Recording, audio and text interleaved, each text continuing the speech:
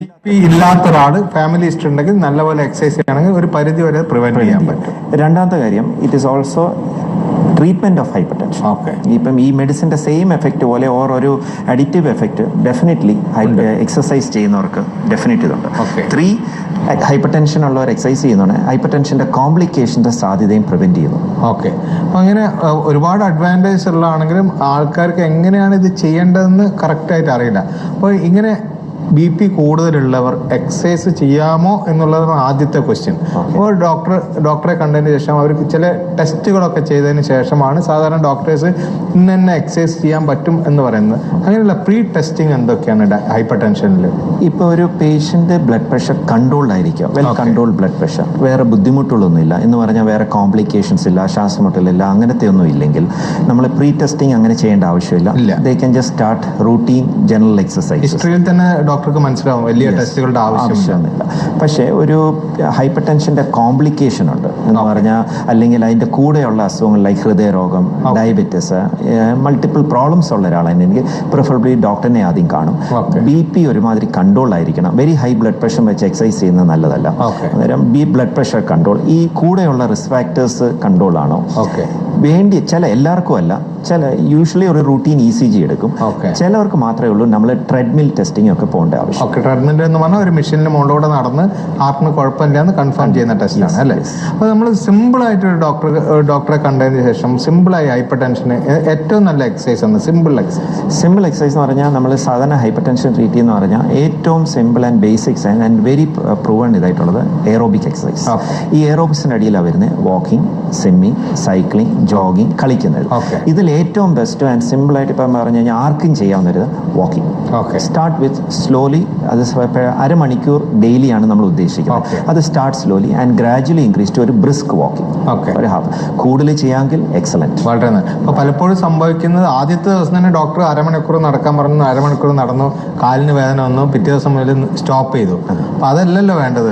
പതുക്കെ graded exercise ആണ്. ഒരു ദിവസം 5 മിനിറ്റ് ആണെങ്കിൽ അടുത്ത ദിവസം 10, ഗ്രാജുവലി ഇൻക്രീസ് ചെയ്ത്. അപ്പൊ നടക്കേണ്ട രീതി എങ്ങനെയാണ്? അപ്പൊ നമുക്ക് വെറുതെ സംസാരിച്ചുകൊണ്ട് പതുക്കെ നടന്നാൽ മതിയോ, അല്ലെങ്കിൽ ഒരു വല്ല രീതിയും ഉണ്ടോ അതിന്? നമ്മൾ ഈ ബ്രിസ്ക് വാക്കിംഗ് ആണ് നമ്മുടെ ടാർഗറ്റ്. ഈ ബ്രിസ്ക് വാക്കിംഗ് എന്ന് പറഞ്ഞു കഴിഞ്ഞാൽ നമ്മൾ കൂടുതൽ വർത്താനം പറയാൻ പറ്റത്തില്ല. ഒരു ജസ്റ്റ് ഒന്ന് വർത്താനം പറയുന്നല്ല, ഒത്തിരി വർത്താനം പറഞ്ഞുകൊണ്ട് വാക്ക് ചെയ്യണം. ദാറ്റ് മീൻസ് നമ്മൾ ആവശ്യത്തിന് സ്പീഡ് ഇല്ല എന്നാണ്. നമ്മൾ സംസാരിച്ചുകൊണ്ട് വാക്ക് ചെയ്യുന്നത് തെറ്റാണ്. നമ്മൾ സംസാരിക്കാതെ തന്നെ വാക്കിങ്ങിൽ കോൺസെൻട്രേറ്റ് ചെയ്ത് നല്ല സ്പീഡിൽ തന്നെ നമുക്ക് പറ്റാവുന്ന സ്പീഡിൽ നടക്കേണ്ടതാണ്.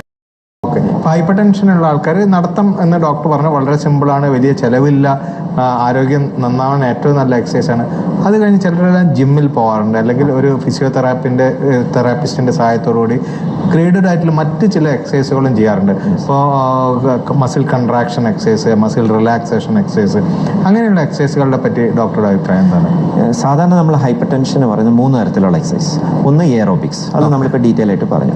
രണ്ടാമത്തെ എക്സസൈസ് ആണ് വെയിറ്റ് ട്രെയിനിങ് അല്ലെങ്കിൽ റെസിസ്റ്റൻസ് ട്രെയിനിങ് എന്ന് പറയുന്നത്. മൂന്നാമത്തെയാണ് നമ്മുടെ flexibility and balance cum relaxation, stretching exercise, അഥവാ നമ്മുടെ ഇതെല്ലാം കൂടി ഉൾക്കൊള്ളുന്ന യോഗ. സ്റ്റാർട്ടിങ് വിത്ത് നമ്മുടെ വെയിറ്റ് ലിഫ്റ്റിംഗ്, എല്ലാവർക്കും അറിയാവുന്ന ടെർമിനോളജി വെയിറ്റ് ലിഫ്റ്റിംഗ്. ഇത് വെച്ചാൽ ഇതിനകത്ത് വെയിറ്റ് ലിഫ്റ്റിങ്ങിന് ബ്ലഡ് പ്രഷറിൽ പണ്ടുള്ള ഇതിനകത്ത് ഒരു ഇച്ചിരി കോൺട്രവേഴ്സിയും ഇച്ചിരി കൺഫ്യൂഷൻ ഉള്ള ഒരു കാര്യമാണ് ഈ വെയിറ്റ് ലിഫ്റ്റിംഗ്. ഈ ബ്ലഡ് പ്രഷർ ഉള്ളവർക്ക് അവിടെ നമ്മളെന്ന് പറഞ്ഞാൽ പണ്ടെന്ന് പറഞ്ഞു കഴിഞ്ഞാൽ ഷുഡ് നെവർ ടച്ച് വെയിറ്റ്സ് എന്നായിരുന്നു. വെയിറ്റ്സിന്റെ അടുത്തോട്ട് പോവുകയും ചെയ്യരുതെന്നായിരുന്നു. ഇപ്പം നമ്മൾ ആ ധാരണ മാറിയിട്ടുണ്ട്. ഇപ്പം നമുക്ക് വെയിറ്റ് ലിഫ്റ്റിംഗ് ചെയ്യാം, പക്ഷേ കണ്ടിരിക്കുന്നതെന്ന് പറഞ്ഞു കഴിഞ്ഞാൽ മിനിമൽ എഫക്റ്റ് ആണ്. വെയിറ്റ് ലിഫ്റ്റിംഗ് കൊണ്ടൊരു വലിയ എഫക്റ്റ് അല്ല. BP കൺട്രോളിൽ ഒരു വലിയ എഫക്റ്റ് അല്ല, നമുക്ക് ചെയ്യാം. ഇപ്പൊ ഒരു വാക്കിംഗ് പോലെയുള്ള എഫക്റ്റ് അല്ല ഇതിൽ കിട്ടുന്നത്, എന്നാൽ ഒരു മിനിമൽ എഫക്റ്റ് ഉണ്ട്. പക്ഷെ രണ്ടാമത്തെ കാര്യം, നമ്മൾ ഈ വെയിറ്റ് ലിഫ്റ്റിംഗ് ചെയ്യുന്ന കാര്യം മനസ്സിലാക്കുന്നത് 2 തരത്തിലുള്ള ഈ വെയിറ്റ്സുമായിട്ടുള്ള ഒരു ഇതുണ്ട്. ഒന്നാണ് ഈ ഐസോമെട്രിക് എക്സസൈസ്, ഒന്ന് ഐസോടോണിക് എക്സസൈസ്. ഈ ഐസോടോണിക് എക്സസൈസ് ആണ് നമുക്ക് എല്ലാവർക്കും അറിയാവുന്നത്, വെയിറ്റ് ലിഫ്റ്റ് ചെയ്ത് നമ്മുടെ മൂവ്മെന്റ്സ്, ജോയിന്റ് മൂവ്മെന്റ്സ് ഉള്ള എക്സസൈസ്. അതിനാണ് ഇച്ചിരി മിനിമൽ എഫക്റ്റ് ഉണ്ടെന്ന് കണ്ടുപിടിച്ചിരിക്കുന്നത്. പക്ഷേ ഈ ഐസോമെട്രിക് എക്സസൈസ് നമ്മൾ വെറുതെ ഇരുന്നുകൊണ്ട് കൈ സ്ക്യൂസ് ചെയ്യുന്നു അല്ലെങ്കിൽ ഹാൻഡ് കൺട്രാക്ട് ചെയ്യുന്നു, ഇല്ല, മൂവ്മെന്റ്സ് ഇല്ല, ജോയിന്റ്സ് മൂവ് ചെയ്യുന്നില്ല, പക്ഷെ നമ്മൾ മസിൽ ഇല്ല, നമ്മുടെ ഹാൻഡ് ഗ്രിപ്സ് അല്ലെങ്കിൽ ഒരു പോസ്ചർ മെയിൻറ്റെയിൻ ചെയ്യും, പ്ലാങ്ക്സ് അല്ലെങ്കിൽ ഒരു കസേരയിൽ ഇരിക്കുന്ന പോലെ ഇരിക്കുന്ന ഒരു പോസ്ചർ, സപ്പോർട്ട് ഇല്ലാതിരിക്കുന്നു, അതൊക്കെയാണ് ഈ ഐസോമെട്രിക് എക്സസൈസ്. ബോഡി ബിൽഡിങ്ങിന് വേണ്ടി ചെയ്യുന്നതാണ് ഈ ഐസോമെട്രിക് വലിയിട്ട് മസിൽ മാസിനല്ല, മോർ ഓഫ് ഈ പ്ലാങ്ക്സ് ആൾക്കാർ ചെയ്യുന്ന ആ പ്ലാങ്ക്സ്, അതിന് almost nil effect on the blood pressure. ഹൈപ്പർ ടെൻഷന്റെ ഭാഗത്തുനിന്ന് നോക്കുന്ന സമയത്ത് അതിന് വലിയ എഫക്ട് ഒന്നുമില്ല, പക്ഷെ ഡോക്ടറുടെ നിർദ്ദേശപ്രകാരം ഗ്രേഡഡ് ആയിട്ട് ചെയ്യേണ്ടതാണ്. വളരെ പെട്ടെന്ന് ചാടി കയറി ഒരുപാട് വെയിറ്റ് ഒന്നും എടുക്കാൻ പാടില്ല. അത് ചെയ്യുവാണെങ്കിൽ വെരി ഇമ്പോർട്ടന്റ് തിങ്, ആ എയറോബിക്സ് ചെയ്യാതെ ഇത് ചെയ്തിട്ട് ബ്ലഡ് പ്രഷറിന്റെ പാർട്ട് മാത്രം വെച്ചാണ് നമ്മൾ ഈ പറയുന്നത്, ചെയ്യാതെ ചെയ്തിട്ട് കാര്യമില്ല. രണ്ടാമത്തെ കാര്യം, വെരി ഹൈ ബി പി ആണെങ്കിൽ ബി പി ഒന്ന് ഇച്ചിരി കൺട്രോൾ ആയിട്ട് ഇങ്ങനത്തെ വെയിറ്റ് എക്സസൈസിലോട്ട് പോകും. ഓക്കെ, ഇങ്ങനെയുള്ള ബി പി ഉള്ള ഒരാൾ ഇപ്പോൾ ജിമ്മിൽ പോകണം, അല്ലെങ്കിൽ അയാൾക്ക് നടക്കണം, അല്ലെങ്കിൽ നീന്തണം, പ്രിക്കോഷൻസ് എന്തൊക്കെയാണ് അവർ ഇപ്പോൾ അറിഞ്ഞിരിക്കേണ്ട കാര്യങ്ങൾ എന്തൊക്കെയാണ്? നമ്മൾ സാധാരണ പറഞ്ഞാൽ 30 minutes per day aerobic exercise every day. Okay, 2 to 3 days വീക്കാണ് നമ്മൾ ഈ വെയിറ്റ് ലിഫ്റ്റിംഗ് എക്സസൈസ് പറയുന്നത്.